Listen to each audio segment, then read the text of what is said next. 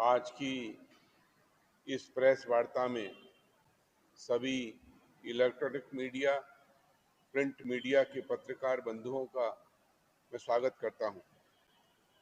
इस प्रेस वार्ता का मुख्य उद्देश्य जो कल ये नंदा की चौकी का पुल क्षतिग्रस्त हुआ था, उसके बाद सरकार ने ये दावा किया कि वो 12 घंटे में ही उसको दोबारा से चालू कर दिया गया है। मेरे साथियों, ये सरकार प्रचार में मजबूत है, लेकिन जमीन पर पुल और सड़क वो सुरक्षित नहीं है। इसमें किसी की जान माल नहीं गई, ये गनीमत रही। सुरक्षा की दृष्टि से जो सुरक्षा के मानक होते हैं, ये पुल कोई भी अगर क्षतिग्रस्त होता है तो उसके लिए बाकायदा एक स्टैंडर्ड ऑपरेशन प्रोसीजर होता है। ये इंडियन रोड कांग्रेस और ministry of road and national highway की एक पूरी गाइडलाइन बनी हुई है, मानक है उसके, कि दोबारा उस पुल को कैसे खोला जाए। जो गड्ढा हुआ था वहाँ क्या वीडियोग्राफी की गई, क्या वहाँ की मैपिंग की गई, क्या उसकी फोटोग्राफी की गई, उसकी सॉइल जो मलबा निकला उसके लिए अलग से सुरक्षित किया गया। वो सुरक्षित करने के बाद, सॉइल टेस्टिंग के बाद, क्योंकि पुल के कई हिस्से होते हैं, उसमें एमिकमेंट और पियर्स, उस पुल की कितनी क्षति हुई है उसके लिए बाकायदा एक टेक्निकल इंडिपेंडेंट कमेटी गठित होनी चाहिए, जो आईआरसी के मानक हैं, कि 3 दिन के अंदर कि क्या उसमें कितना कटाव हो रहा है, उसकी जो डीप वॉल है, जो विंग वॉल है, उनको कोई खतरा तो नहीं है, मुख्य पुल को क्या खतरा हुआ है, उसकी सुरक्षा की दृष्टि से बहुत सारे मानक बने हुए हैं। वो स्टेप बाय स्टेप पूरा प्रोसीजर वो गाइडलाइन है, लेकिन उन मानकों का कोई ध्यान नहीं रखा गया। और किन विशेषज्ञों ने उसकी जांच की है, कौन समिति में वो लोग थे। कोई रिपोर्ट केवल 12 घंटे में रिपोर्ट नहीं आ सकती है, उसका पूरा टाइमिंग दिया हुआ है कि ठीक होने के बाद विशेषज्ञों की जो रिपोर्ट होगी निरीक्षण की, उसके 3 दिन बाद या 48 घंटे बाद उसमें हल्के वाहन चलाए जाएंगे।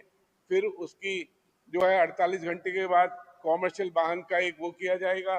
उसके बाद बाकायदा पूरी जो ब्रिज डेक है उसको तो कोई खतरा नहीं हुआ है, जो एमिटमेंट वॉल है, जो जिस पर पूरा पुल टिका होता है, जिसके सहारे अप्रोच रोड है, वो कहीं एमिकमेंट उसको तो उसमें कितनी दरार आई है, वो मट्टी की सॉइल टेस्टिंग की क्या हालत है, अंदर जहां से पानी आ रहा था नदी का, उसमें 24 घंटे उस पानी का बहाव किधर है, स्कॉर जिसको कहते हैं कटाव।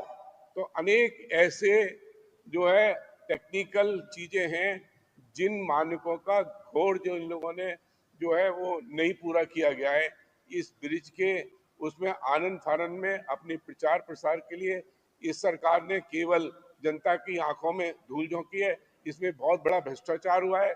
16 करोड़ का पुल अगर जांच की जाएगी तो उसमें ठेकेदार है, उसको गिरफ्तार करके जेल भेजा जाए, और इसमें स्थानीय जो भी लोग दोषी हैं उनके खिलाफ सख्त से सख्त कार्रवाई की हमने कल भी मांग की थी। और इंजीनियर्स कौन है कि उन्होंने ये दूसरी बरसात आने से पहले ही आनंद फानंद में ही जो पिलर्स, जो पियर्स होते हैं, उनकी क्या हालत है, कोई टेक्निकल रिपोर्ट उन्होंने अभी तक नहीं दिखाई है। तो मैं आपके माध्यम से कहना चाहता हूं कि सुरक्षा के मानकों में बहुत ढिलाई बरती गई है, और इसकी उच्च स्तरीय जांच की जाए। और जो सुरक्षा के मानक हैं, बिना टेस्टिंग के ये पुल दोबारा ओपन करना बहुत ही गलत है।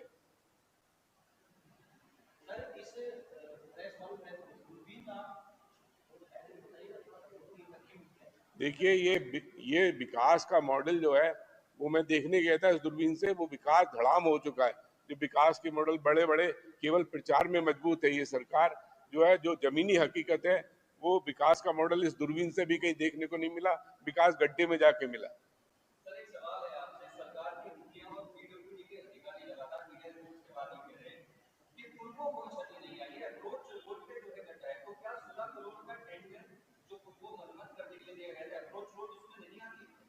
देखिए, बिना, वो भी एक पुल का हिस्सा है ना, इसकी बाकायदा आप एसओपी में गाइडलाइन, आप कभी उस पर जाएगा, आईआरसी की गाइडलाइन क्या है, अगर अप्रोच रोड को भी क्षतिग्रस्त होता है उसके लिए मानक बने हुए हैं, बाकायदा स्टेप्स बने हुए हैं।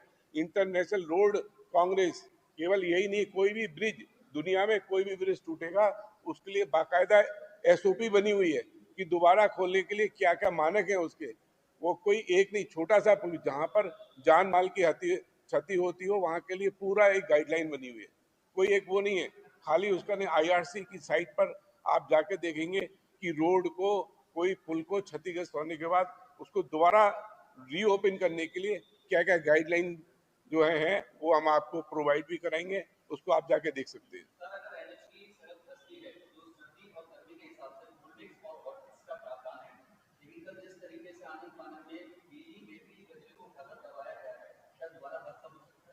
देखिए, ना तो सॉइल को कॉम्पैक्टिंग किया गया है, उस सॉइल की टेस्टिंग रिपोर्ट कहाँ है, वो उसमें जो है स्टोन फिलिंग की गई है नहीं की है, लेयर्स फिलिंग की गई है नहीं की है, जो है वो ऑटो जो उसमें जो है डट फिलिंग, उसको क्या है, जो मेन स्ट्रक्चर है उसको कितना नुकसान हुआ है, तो स्ट्रक्चरल इंजीनियरिंग को तो कुछ नुकसान नहीं हुआ है।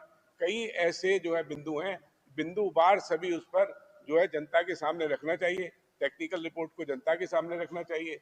कौन कमेटी के विशेषज्ञ, एक व्यक्ति कमेटी का नहीं हो सकता, उसमें टेक्निकल अलग अलग ब्रिज के विशेषज्ञ कौन लोग हैं उनके नाम उजागर होने चाहिए, और अगर जो भी इसमें इंजीनियर्स दोषी हो, और इंडिपेंडेंट टेक्निकल जो है कमेटी बननी चाहिए। इसमें कमेटी कोई नहीं, जिन्होंने पुल बनाया वो उस कमेटी के मेंबर नहीं हो सकते, इसमें इंडिपेंडेंट टेक्निकल कमेटी बनेगी।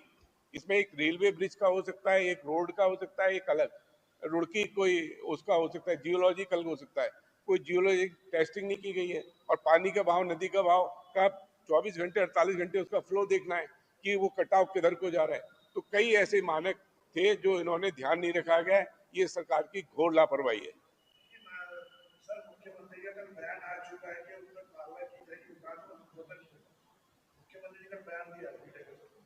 मैंने आपको बता दिया ना कि क्या इन्होंने, तो आईआरसी की गाइडलाइन का जो है कोई ध्यान नहीं रखा गया है। आप रीओपन कर ही नहीं सकते हैं, किसी अप्रोच रोड के टूटने पर भी एक पूरा प्रोसीजर बना हुआ है।